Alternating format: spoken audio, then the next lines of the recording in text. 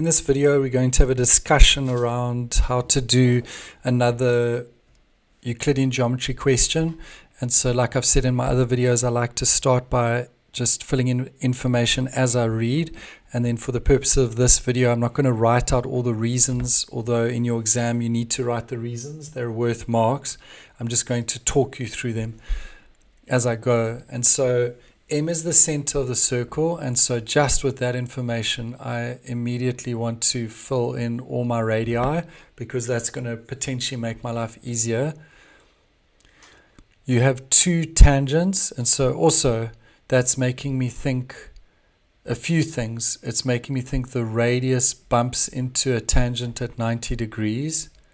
It makes me think two tangents meet at a point, make lines that are equal, and it also makes me think that the angle outside the tangent will be equal to the inside opposite, although we don't have a triangle with three sides touching the circumference, so that tangent rule probably won't be useful.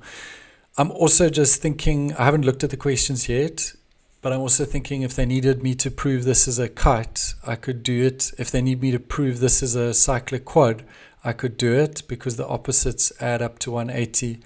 And so this is all the things that are buzzing in my head at the moment. And so let's dive into a question. Calculate the value of R2.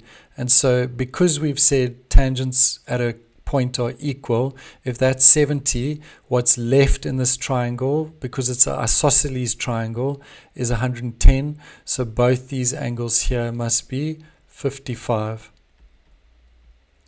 Then they want Q1, and because I've already put 90 degrees, angle, the radius is perpendicular to a tangent, then if this is 55 and the whole thing should be 90, then Q1 is just 35 degrees because of that reason I just explained. Then they want me to get M2, which is in this triangle, but you can see these two triangles are congruent to each other because they've got all three sides the same, so you could prove them congruent. And so in essence, to get M2, they're basically wanting you to get M1. If I've got this is 35, I can do isosceles triangle here because of the radii to get 35. So that's so far as 70. So M1 would be 110. Sum of triangle, therefore M2 would be 110. Because these two triangles are congruent, or you could say equal chords subtend equal angles, and so that would also be 110.